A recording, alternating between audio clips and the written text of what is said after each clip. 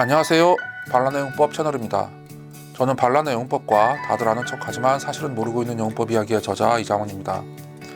이 시간에는 한국식 영문법의 거짓말들 11번째 시간으로 관계대명사의 쓰임에 대해서 살펴보겠습니다. 그리고 관계대명사는 과연 접속사 플러스 대명사인가?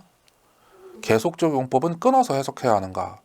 선행사는 관계사절의 수식을 받는 명사인가? 라는 문제를 중심으로 관계대명사에 대해서 살펴보겠습니다. 먼저 제한적 용법의 경우입니다. 자, A번 문장이 있어요. I ate a pizza yesterday. B번 It was delicious. C번 The pizza that I ate yesterday was delicious. 이렇게 흔히 두 문장을 관계대명사를 사용해서 연결하는 것으로 설명을 합니다. 두 개의 절, 즉 절 A와 절 B를 관계대명사를 사용해서 연결해서 제한적 관계대명사절이 쓰인 문장 C를 만든다는 겁니다. 여기서 두 개의 절을 하나의 문장으로 접속시키는 기능을 가진 것은 관계대명사 that이고, 또한 이거는 선행사 더 피자를 가리키는 대명사이므로 관계대명사를 접속사 플러스 대명사라고 하는 거죠. 그런데 흔히 관계대명사라는 명칭에서 관계라는 말이 접속사 기능을 가리키는 말이라서 그 용어 자체가 접속사 플러스 대명사를 뜻하는 거라고 말을 합니다. 그러나 관계라는 말 자체가 접속사 기능을 뜻한다는 것은 설명의 편리를 위한 것일 뿐 실제로는 전혀 사실이 아닙니다. 관계 대명사는 relative pronoun을 한자어로 옮긴 건데요. 이것은 라틴어 문법 용어 pronomi relative를 영어로 옮긴 겁니다. 라틴어에서 relative는 having reference or referring, 즉 지시 대상이 있는 또는 무언가를 가리키는 이라는 뜻이에요. 영어 어원 사전도 relative가 referring to an antecedent, 즉 선행사를 가리키는 이라는 뜻의 문법 용어로서 16세기부터 쓰여왔다고 적고 있습니다. 이렇게 관계대명사의 어원을 보면요, 선행사를 가리키는 대명사라는 특성에 초점을 두어 용어를 만들었다는 것을 알 수 있습니다.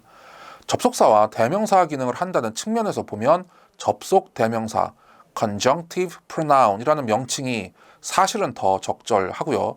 그래서 이 용어를 쓰는 사람들도 있지만 대부분은 라틴어 문법 전통에 따라 그냥 관계대명사라고 부르고 있는 겁니다. 그런데 한국식 영문법의 특이한 점은요, 관계대명사가 접속사 기능을 한다는 것은 강조하는 반면 이것이 선행사를 가리키는 대명사 역할을 한다는 것은 제대로 설명하지 못한다는 겁니다. 설령 말로는 그렇게 설명을 한다 해도 실질적으로 관계대명사가 선행사를 가리키는 대명사로서의 의미를 가진다는 것은 명확하게 말을 하지 않습니다. 그래서 한국식 영법은 이 C에 있는 문장의 형용사절, 그러니까 밑줄 치인 that I ate yesterday 요 안에 마치 피수식어를 가리키는 대명사가 존재하지 않기라도 하는 듯이 설명합니다. 그러면서 한국식 영법은 공통된 어구 중, 그러니까 A하고 B에 있는 공통된 어구 중에 중복되는 어구 하나가 형용사절에서 삭제됐기 때문에 관계대명사 뒤가 불완전하다, 뭐 이런 식으로 말을 하죠. 그런데 I ate a pizza yesterday가 하나의 완결된 절인 것과 마찬가지로 관계사절 that I yesterday는 어순만 그것과 다를 뿐 그것과 구조가 완전히 똑같은 완결된 절이고요. 이렇게 관계대명사와 함께 보면 관계절은 언제나 완결된 절인데 관계절 전체에서 왜 관계대명사를 함께 보지 않고 그거를 빼고 그 뒤만 보면서 불완전하다고 하는 걸까요? 그 이유 중 하나는 영어가 아니라 한국어가 형용사절에서 중복되는 대상이 삭제되는 현상이 일어나는 언어이기 때문이에요. 다시 말해 형용사절이 불완전한 거는 영어가 아니라 한국어입니다. 자, 한국어에서 문장 A, 나는 어제 피자를 먹었다와 문장 B, 그 피자는 맛있었다를 결합해서 C, 내가 어제 먹은 피자는 맛있었다를 만든다고 보면 C의 형용사절, 그러니까 밑줄 친 내가 어제 먹은 애는 피자를 가리키는 대명사가 존재하지 않습니다. 한국어는 피수식어를 가리키는 대명사를 형용사절에 포함시키는 언어가 아니기 때문이에요. 그러나 영어는 그렇지 않습니다. 관계대명사도 엄연히 대명사고 영어는 형용사절에 피수식어를 가리키는 대명사가 포함되는 언어예요. 이 대명사가 형용사절의 목적어일 경우는, 즉 목적격 관계대명사의 경우는 생략될 수 있기는 하지만 이제 그건 또 다른 문제죠.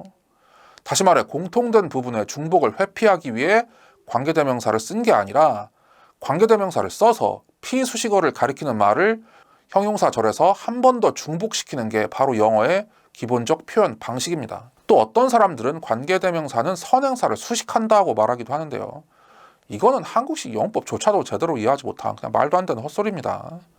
관계대명사는 선행사를 가리키면서 관계사절을 구성하는 요소이지 선행사를 수식하지 않고요. 선행사를 수식하는 것은 관계대명사 자체가 아니라 관계사절입니다. 또한 한국식 용법은 관계대명사가 접속사 역할을 한다는 것을 매우 강조하지만 사실 제한적 용법의 경우 관계대명사의 접속사로서의 성격은 본질적이라고 할 수는 없고요. 기껏해야 부수적일 뿐입니다. 예를 들어 이런 어구가 있어요. Animals that live in the desert. 사막에 사는 동물들이라는 말이죠. 이 어구에 쓰인 관계대명사 that이 자신의 기능을 제대로 못하고 있다고 할 수 있을까요? 이 어구는 하나의 명사구로서 아무 하자가 없고요. 관계대명사 that은 자신의 기능을 다 하고 있습니다.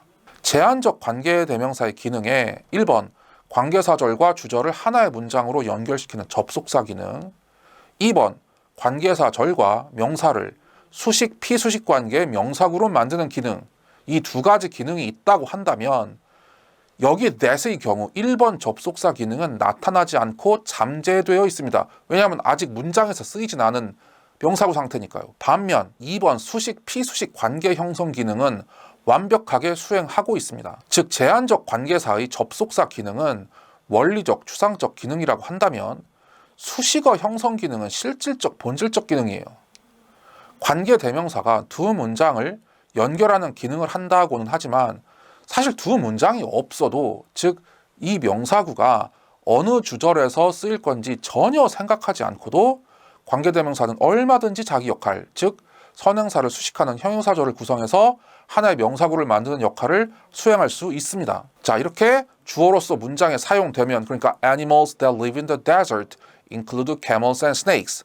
사막에 사는 동물들은 낙타와 뱀을 포함한다. 이렇게 사용이 되면은 animals include camels and snakes 하고 they live in the desert. 이 두 문장이 관계대명사로 연결되어 있다고 분석을 할 수는 있어요.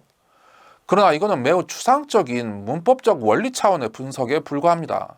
더 직관적이고 실질적인 관점에서 보면 animals that live in the desert, 사막에 사는 동물들이라는 명사구가 include camels and snakes, 낙타와 뱀을 포함한다라는 서술부의 주어 역할을 하고 있는 문장이에요. 하지만 한국식 교육은 관계사절의 수식을 받는 명사구를 만드는 방법보다는 두 문장을 연결시키는 연습에 훨씬 더 중점을 두고 있습니다. 그러나 이런 말을 할 때 도대체 누가 동물들은 낙타와 뱀을 포함한다 라는 문장과 그들은 사막에 산다는 두 문장을 연결해서 사막에 사는 동물들은 낙타와 뱀을 포함한다라는 문장을 만든다는 말인가요? 여러분 중에 그렇게 말을 하는 분이 계세요? 그럴 수가 있나요? 제한적 관계사절을 사용한 표현을 할 때 영어를 아무리 잘하는 사람도 설령 원어민이라 할지라도 머릿속에서 두 문장을 떠올리고 그걸 관계대명사를 사용해서 연결하는 방식으로 말하지 않고요. 그런 방식으로 말을 하는 건 아예 불가능합니다. 일단 사막에 사는 동물들이라는 명사구를 하나의 의미 단위로 떠올리고요. 그걸 주어로 삼아서 말을 이어가면서 문장을 만드는 게 정상적인 언어 구사 과정이에요. 즉 우리는 내가 어제 먹은 피자, the pizza that I ate yesterday, 음악을 사랑하는 사람들, people who love music, 작년에 데뷔한 K-pop 아이돌, K-pop idols who debuted last year 와 같이 두 문장이 주어지지 않아도, 즉 어떤 문장에서 어떻게 쓰일지 생각하지 않고도 얼마든지 관계대명사를 사용해서 명사구를 만들 수 있고요. 실제로 말을 할 때도 이 명사구를 하나의 단위로 해서 머릿속에서 의미가 형성되는 겁니다. 두 문장을 관계대명사를 사용해서 연결하는 연습 문제를 1000번, 10,000번 푼다 해도 두 문장 없이도 관계사절의 수식을 받는 명사구를 즉각적으로 구성할 수 있는 능력이 없으면요, 회화에서 관계대명사를 사용한 표현을 결코 할 수 없습니다. 따라서 실질적인 언어 구사 능력을 위해서는 두 문장을 연결하는 틀에 박힌 교육보다는 관계사절의 수식을 받는 명사구를 구성하는 방법에 초점을 두는 게 더 바람직하다고 봅니다. 그 다음은 계속적 용법의 경우를 살펴보겠습니다. A번 문장 I gave the book to Paul and he gave it to Henry. B번 I gave the book to Paul who gave it to Henry. 이게 있는데요. 그러니까 A번에는 and he 이렇게 표현했는데 B에서는 who 관계대명사로 표현을 한 거죠. 그래서 계속적 용법의 관계대명사는 단순히 문법적 원리에 있어서 접속사 기능을 한다기보다는 정말로 실질적으로 등위 접속사의 의미와 기능을 가집니다. 즉 계속적 용법의 관계사 절은 실질적으로 등위 절이고요. 여기서의 관계대명사도 실질적으로 등위 접속사의 기능을 합니다. 문장 A에서 일반적 대명사 he가 그 선행사 for를 수식하고 있지 않은 것과 마찬가지로 문장 B에서 관계대명사 who는 그 선행사 for를 수식하고 있지 않고요. 문장 A의 and 이하의 절, 그 밑줄 친 지금 절이 형용사 절이 아닌 것과 마찬가지로 문장 B의 관계대명사 절도 형용사 절이 아닙니다. 흔히 선행사가 관계사절의 수식을 받는 명사라고 말하지만 이것은 선행사 antecedent 개념과 피수식어 modificand 개념을 혼동하고 있다는 점을 보여줄 뿐이에요. 그래서 절대 다수의 학생들 뿐 아니라 상당수의 영어 교육자와 관련 전공자들조차도 피수식어 중에서 관계사절의 수식을 받는 명사 피수식어를 따로 이 선행사로 개념화하는 줄로 완전히 잘못 알고 있어요. 하지만 이거는 실제 선행사 개념이 아니기 때문에 결국 설명에 있어서 모순에 빠질 수밖에 없는 거죠. 그러니까 예를 들어서 I gave the book to Paul, who gave it to Henry. 이러한 계속적 관계사절의 경우 Paul은 관계대명사 who의 선행사이지만 피수식어는 아니죠. 즉 대명사 who의 가리킴을 받는 말이지만 뒤에 있는 절의 수식을 받는 것은 아니라는 거죠. 그래서 이거를 그냥 일반적인 대명사를 써서 I gave the book to Paul and he gave it to Henry. 이렇게 일반적인 접속사 대명사를 써서 바꿔보면 마찬가지로 Paul은 대명사 he의 선행사이지만 피수식어는 아닙니다. 이렇게 A와 같이 and he, 즉 등위 접속사 플러스 대명사로 표현된 문장을 B와 같이 계속적 관계대명사를 써서 간결하게 표현할 수 있고요. 이 둘은 거의 완벽하게 아무런 의미 차이 없는 상호 호환 가능한 문장 전환 패러프레이즈를 구성합니다. 그런데 계속적 용법인 경우는 왜 관계대명사 who를 그는이라고 해석하는 걸까요? 그러니까 이런 거를 우리말로 해석을 하면은 나는 그 책을 폴에게 주었고 그는 그것을 헨리에게 줬다 이런 식으로 해석이 되잖아요. 여기서 who를 왜 그는이라고 해석하냐는 거예요. 제한적 용법인 경우는 다르잖아요. I know the man who gave to Henry. 이렇게 하면은 나는 그것을 헨리에게 준 남자를 안다. 이렇게 해석이 되잖아요. 이렇게 제한적 용법일 경우는 관계대명사 who를 그는이라는 대명사로 해석하지 않으면서 이렇게 계속적 용법일 때는 왜 그는이라고 해석하는 걸까요? 사실 영어에서 두 용법 모두의 관계대명사는 선행사를 가리키는 의미를 가지고 있는 겁니다. 단지 한국어의 표현 방식이 다르기 때문에 달리 해석하는 것일 뿐 영어에서는 모두 그는이라는 뜻의 대명사입니다. 또한 계속적 관계대명사는 실질적 본질적으로 등위 접속사이고 계속적 관계절은 앞에 있는 절 뒤에 등위적으로 계속 이어지는 절이기 때문에 앞에 하나의 절이 없으면 성립 자체가 되질 않습니다. 이것은 제한적 관계대명사와는 매우 대비되는 특성이죠. 그래서 이거는 영화 포스터인데요.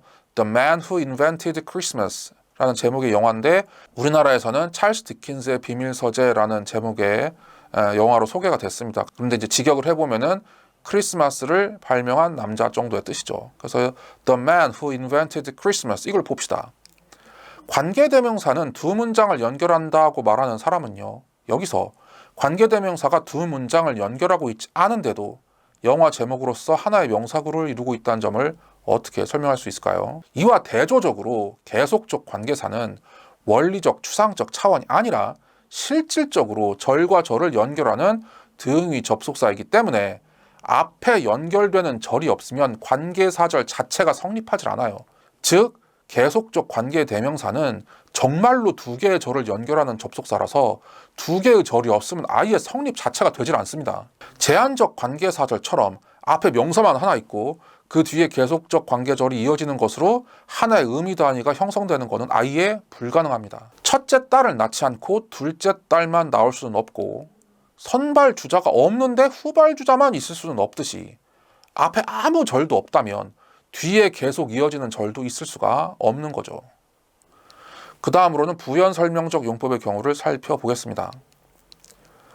A번, He's from Auckland, which is a city in New Zealand. B번, He's from Auckland, and it is a city in New Zealand. 이 두 문장을 보세요. 이 두 문장을 상호 호환 가능한 문장 전환이라고 할 수 있을까요? 한국식 용법에서는 계속적 용법의 관계대명사는 등위 접속사 플러스 대명사로 바꾸어 표현할 수 있다고 가르치고 이와 같은 부연 설명적 관계사 절도 실제로는 계속적 용법이 아닌데도 계속적 용법이라고 가르치기 때문에 A의 관계대명사 which를 B와 같이 and it으로 바꾸어 표현할 수 있는 것처럼 설명하고 넘어가는 경우가 많습니다. 물론 문장 B는 틀린 문장이라고 할 수는 없죠. 또한 문장 A와 B는 분명 매우 비슷한 의미이고 의미가 서로 통한다고 할 수도 있습니다. 그러나 영어의 의미에 대한 직관이 어느 정도 있는 분이라면 문장 B가 문장 A와 얼추 비슷한 뜻이라고 할 수 있을지는 몰라도 상호 호환 가능한 수준의 문장 전환으로 느껴지지는 않을 겁니다. 왜냐하면 앞서 언급된 명사의 정체에 대한 추가 설명을 등위 접속사 and를 이용해서 하는 경우는 별로 없기 때문이에요. 그래서 문장 B에 미묘하게 어색한 감이 느껴질 수 있습니다. 또한 이와 같이 부연 설명적 관계사절이 문 미에 있는 경우, 그러니까 뒷부분에 있는 경우에는 다소 억지스럽더라도 접속사 플러스 대명사로 바꿀 수 있는 것처럼 보일 수 있지만 문장 가운데에 삽입되어 있는 경우는 도저히 그렇게 바꿔 표현할 수도 없죠. 그래서 영어를 어느 정도 많이 공부하신 분이라면 계속적 용법의 관계대명사는 등위 접속사 플러스 대명사라고 배웠는데 어떤 때는 그렇게 바꾸면 거의 완벽한 문장 전환이 되는 반면 어떤 때는 그렇게 바꾸는 게 뭔가 이상하게 느껴져서 이게 왜 이러지 하며 의아함을 느낀 적이 있을 겁니다. 그것은 한국식 영법이 계속적 용법이라고 부르는 것이 실제적으로는 동질적인 유형이 아니라서 그런 겁니다. 즉 한국식 영법의 계속적 용법은 사실은 비제한적 용법이고 비제한적 용법에는 부연설명적 용법과 계속적 용법이 있는데 계속적 용법은 등위 접속사 플러스 대명사로 바꿔 표현할 수 있지만 부연설명적 용법은 그렇게 바꾸는 게 다소 어색할 수 있습니다. 그래서 계속적 용법은 등위 접속사 플러스 대명사로 바꿔 표현할 수 있다는 한국식 영법의 설명은 문자 그대로는 맞는 설명이지만 계속적 용법의 개념을 잘못 가르치고 있기 때문에 실질적으로는 틀린 설명입니다. 또한 한국식 영어법은 계속적 용법은 끊어서 해석한다고 가르치는데 이 역시 문자 그대로는 맞는 설명이지만 마찬가지 이유로 실질적으로는 틀린 설명이에요. 비제한적 관계사절 중 계속적 관계사절은 우리말로 해석할 때 끊어서 해석해야 하지만 부연설명적 관계사절은 반드시 끊어서 해석해야 하는 거는 아닙니다. 즉 부연설명적 관계사절을 앞에서 피수식어를 수식하는 것으로 해석하면 안 되는 경우도 있을 수는 있지만 그렇게 해석하더라도 매우 많은 경우 자연스러운 해석이 됩니다. 그래서 문장 A는 그는 오클랜드에서 왔는데 오클랜드는 뉴질랜드에 있는 도시다 와 같이 끊어서 해석해도 되지만 그는 뉴질랜드에 있는 도시인 오클랜드에서 왔다 와 같이 앞에서 수식하는 것으로 해석해도 자연스러운 해석을 구성합니다. 말이 되잖아요. 자연스럽잖아요. 이것은 한국어의 형용사절, 정확한 국문법 용어로는 관형절은 의미에 있어서 제한적일 수도 있고 부연설명적일 수도 있기 때문이에요. 다시 말해 한국어에서는 제한적 의미인 경우와 부연설명적 의미인 경우를 형태적으로 전혀 구분하지 않고 똑같이 명사 앞에서 그 명사를 수식하는 관형절로 표현합니다. 그런데 한국식 용법은 한국어에서 앞에서 수식하는 것으로 표현되는 게 곧 제한적 용법이고 끊어서 해석되는 게 곧 계속적 용법이다라고 설명하는 경우가 있는데 사실 이것도 엉터리 설명이죠. 한국어에서는 관형절이 피수식어를 앞에서 수식하는 것으로 표현되더라도 영어로 표현할 때는 부연설명적 관계사절로 표현해야 하는 경우가 있어요. 왜냐하면 제한적인가 부연설명적인가는 의미의 차이이지 한국어로 앞에서 수식되는 것으로 해석되는지 아닌지 또는 쉼표가 있는지 없는지 형태적 차이가 아니기 때문입니다. 그 다음으로 내용 논평적 용법에 대해서 살펴보겠습니다. 자, A번 문장이 있어요. The office was empty, which was very unusual. B번 The office was empty, and it was very unusual. 자, 내용 논평적 관계사절이란 흔히 앞 문장 전체를 선행사로 하는 관계사절이라고 불리는 유형이에요. 이러한 유형은 계속적 용법의 하위 범주로 볼 수 있지만 여기서는 따로 떼어서 살펴보도록 하겠습니다. 이러한 관계사절은 앞에 나온 내용에 대한 논평 또는 배경 및 상황 설명에 대한 설명의 성격을 가지고 있으므로 내용 논평적 관계사절이라고 부를 수 있지 않을까 합니다. 그러니까 A번 보세요. The office was empty. 사무실이 비어 있었다. Which was very unusual. 그거는 매우 특이한 일이었다. 이런 거죠. 그래서 앞에 언급된 그 사실 the office was empty가 굉장히 unusual하다는 거죠. B번으로 바꾸어 봅시다. The office was empty and it was very unusual. 이렇게 바꿔도 비슷한 뜻이죠. 그리고 여기서 it이 대명사 it이 가리키는 선행사가 뭐예요? 앞문장이죠. 그래서 A번에 있는 which도 가리키는 대상, 선행사가 바로 앞문장인 겁니다. 또한 내용 논평적 관계대명사가 어떤 접속사의 의미를 가지고 있는지는 맥락에 따라 다를 수도 있어요. 즉 and의 뜻일 수도 있고 but의 뜻일 수도 있고 때로는 애매모호할 수도 있습니다. 이거는 물론 이거는 다른 계속적 관계대명사절도 다 마찬가지이긴 합니다. 이런 경우를 봅시다. C번 He said that he loved her, which was hard to believe. D번 He said that he loved her, but it was hard to believe. 이렇게 표현한다고 해봐요. D번이 일반적인 대명사 it으로 표현한 거죠. 그럼 it의 선행사가 뭐예요? 여기서 it의 선행사. 그는 그녀를 사랑한다고 말했는데 그건 믿기가 어려웠다예요. 그럼 그게 뭐예요? 그녀가 그녀를 사랑한다는 그 사실이죠. 그 밑줄 친 저 대뜰이죠. C에서도 마찬가지죠. 그래서 which의 그 선행사는 밑줄 친 부분이죠. 그래서 계속적 관계대명사 which의 선행사는 앞 문장의 명사절일 수도 있어요. 이렇게요. C에서 관계대명사 which의 선행사와 D에서 대명사 it의 선행사는 똑같이 앞 문장의 명사절, 지금 대절입니다. 자, 이런 경우 봅시다. 2번 Many smokers wanna quit smoking, which is not easy. F번 Many smokers want to quit smoking, but it is not easy. 자, 보세요. F번이 일반적으로 표현된 일반적 대명사 it으로 표현한 건데 it의 선행사가 뭐예요? it의 선행사가 뭐냐는 질문이 뭐예요, 지금? 많은 흡연자들은 담배를 끊기 원하지만 그건 쉽지 않다요. 그러니까 그게 뭐냐는 거예요. 그게 뭐냐는 게 곧 it의 선행사가 뭐냐는 질문이에요. 담배 끊는 거죠. to quit smoking이죠. 위에 2번 which도 마찬가지인 거죠. 그래서 문장 E에서 which의 선행사는 투부정사 to quit smoking이에요. 문장 F에서 it의 선행사가 to quit smoking인 것과 마찬가지죠. 그런데 많은 학생들이 선행사는 관계사 앞에 나오는 명사라는 것을 선행사의 개념적 정의, definition으로 생각하고 있기 때문에 어떻게 투부정사가 선행사가 될 수 있지? 하며 어리둥절해합니다. 심지어 어떤 사람들은 어떤 경우에도 투부정사는 선행사가 될 수 없다는 헛소리를 늘어놓기도 합니다. 이렇게 한국식 영어법은 무언가를 개념적 정의인 것처럼 제시하지만 실제로 더 공부를 하다 보면 그와 모순되는 사례들을 발견하게 되기 때문에 올바른 설명으로 스스로 수정해 가면서 공부해야지 강의나 책의 설명을 문자 그대로 받아들이면 안 되는 경우가 비일비재해요. 특히 스스로 수정하셔야 돼요. 누가 안 알려줘요. 그래서 선행사의 정확한 개념을 살펴보면요. 대형태, 즉 대명사, 대부사, 대형용사 등이 가리키는 어구가 그 대형태 앞에 있을 때 그 가리킴을 받는 말이 선행사인 겁니다. 또한 제한적 관계사의 선행사는 의미의 특성상 명사가 될 수밖에 없어요. 하지만 일반적으로 말해 선행사가 될 수 있는 품사가 명사로 정해져 있다고 할 수는 없고요. 계속적 관계사는 여러 품사가 선행사가 될 수 있고 또한 절이나 문장 전체도 선행사가 될 수 있습니다. 이런 경우 봅시다. He went abroad, where he learned English. 그는 외국으로 갔는데 거기서 그는 영어를 배웠다 이런 말이에요. 예를 들어 이 문장의 경우 계속적 관계 부사절이 쓰인 건데요. 이거 where는 관계 부사고 이거 계속적이죠.